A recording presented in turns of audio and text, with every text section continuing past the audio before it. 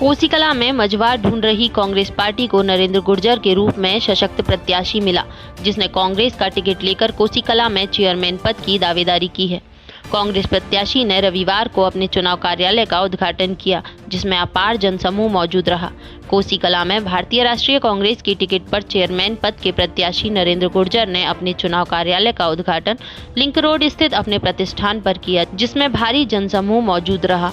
कांग्रेस प्रत्याशी के कार्यालय के उद्घाटन के अवसर पर मुस्लिम समुदाय के गणमान्य व्यक्ति एवं बहुजन समाज पार्टी के वरिष्ठ कार्यकर्ता पार्टी छोड़कर कांग्रेस प्रत्याशी का प्रचार करते नजर आए। कांग्रेस प्रत्याशी नरेंद्र गुर्जर ने बसपा के पूर्व नगर अध्यक्ष दौलतराम से कार्यालय का उद्घाटन कराया और उनका दुपट्टा साफा पहनाकर भव्य स्वागत किया। वहीं कांग्रेस पार्टी के जिला अध्यक्ष भगवान सिंह वर्मा भी मौजूद रहे। कार्यालय उद्घाटन के अवसर पर उपस्थित समर्थकों को संबोधित करते हुए कांग्रेस प्रत्याशी की धर्मपत्नी सुशीला देवी ने कहा कि मैंने निवर्तमान चेयरमैन के पिछले चुनाव में जो घोषणाएं की थी वह सभी चेयरमैन से कहकर पूरी कराई हैं और घर घर मीठा पानी दिलवाने का कार्य मेरे पति द्वारा पूरा किया गया है। अपनी उपलब्धियां गिनाते हुए चेयरमैन पद के प्रत्याशी नरेंद्र गुर्जर की पत्नी ने अपने पति के लिए झोली फैलाकर वोट मांगे, जिस पर मौजूद जनसमूह ने हाथ उठाकर समर्थन दिया। वहीं चुनाव कार्यालय के उद्घाटन के अवसर पर बोलते हुए कांग्रेस प्रत्याशी नरेंद्र गुर्जर ने कहा कि युवाओं के लिए कोसी में कोई भी खेलने का स्थान नहीं है। जो जमीन थी उस पर भी भूमाफियों द्वारा कब्जा कर लिया गया है, जिसे बचाने का काम मैंने शुरू कर दिया है। लेकिन अब की बार आपने अगर मुझे मौका दिया तो कोसी में भव्य और सुंदर स्टेडियम का निर्माण होगा। हम जैसे मध्यम वर्गीय तो 1 महीने भी गुजारा कर लेते हैं, लेकिन जो मजदूर लोग हैं उनको लाले हो गए खाने के।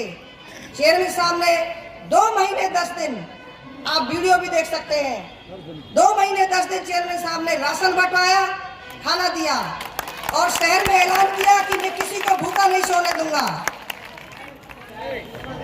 मैं जानती हूँ, मैंने चेयरमैन के साथ कदम से कदम मिलाकर गरीब लोगों में काम किया, इनका दुख जाना, दर्द जाना, और आज उसी की ताकत है कि सारी शक्तियां एक हो गई हैं, सारे नेता लोग एक हो गए, लेकिन मेरी जनता, मेरे इनका आशीर्वाद मेरे साथ है।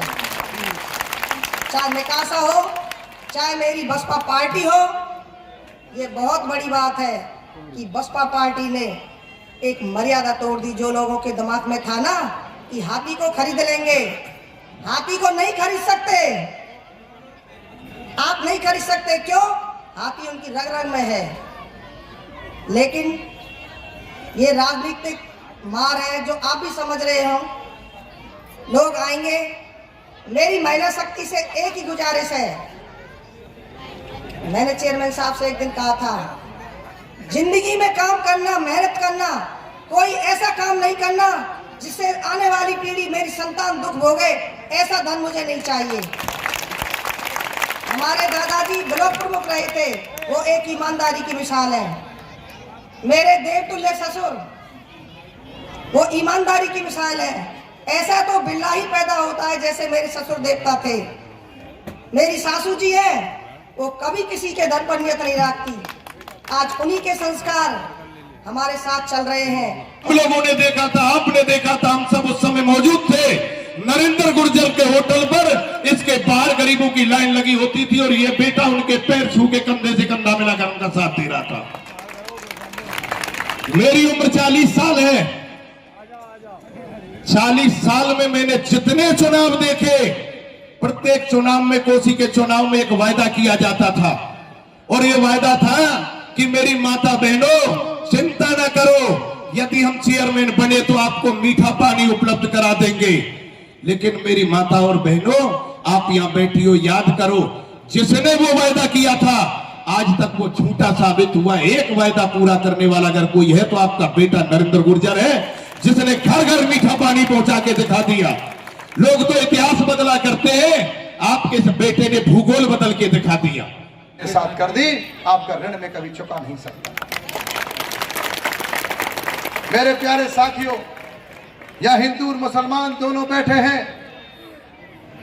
मैं आपसे अपील करता है नरेंद्र, 4 तारीख को हाथ के पंजे पर मोहर लगा देना। मैं ईमानदारी से कहता हूं, तुम्हारी सेवा में कसर नहीं छोड़ूंगा। मैं कुछ बातें आपसे और करूंगा। जब चुनाव से पहले मैंने वादे किए थे, सड़क में, बिजली में, पानी में, सफाई में, चिकित्सा में, अगर 95% वादे पूरे नहीं किए हैं तो मैं चुनाव नहीं लड़ूंगा। और एक वादा सफाई का थोड़ा बिगड़ा, जिसको मैंने एक्सेप्ट किया,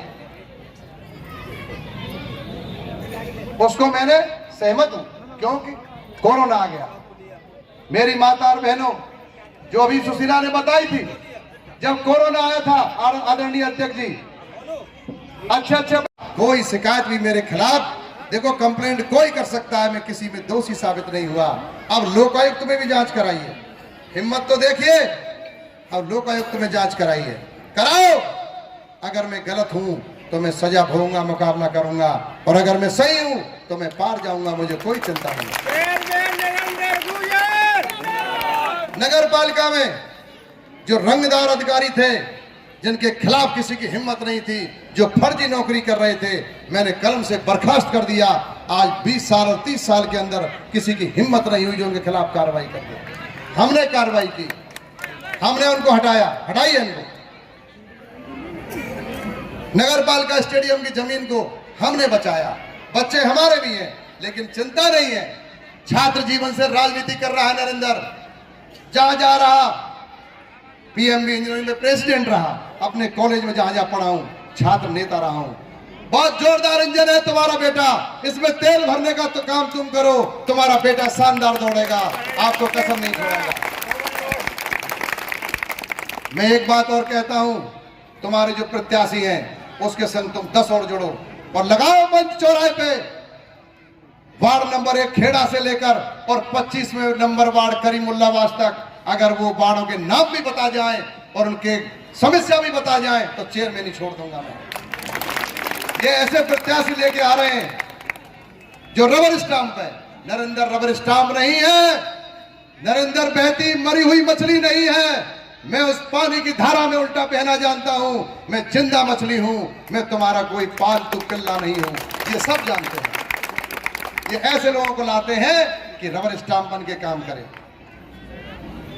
मैं आपसे निवेदन करता हूं, हे जनता जनार्दन, ऐसी मिसाल बना दो जहां कई मंत्री मिनिस्टर सामने हो और तुम्हारा बेटा जीते। मैं आज आपको कहना चाहता हूं, आने वाली सीढ़ी मेरी बड़ी होगी, मुझे कोई दो राय नहीं। मैं तुम्हारा बेटा बड़ी सीढ़ी पर आएगा। मैं आज खुला चैलेंज करता हूं, तुम मुझे सीट पर जितवा दो, तुम्हारा बेटा और आगे बढ़ेगा और ईमानदारी से सेवा करेगा।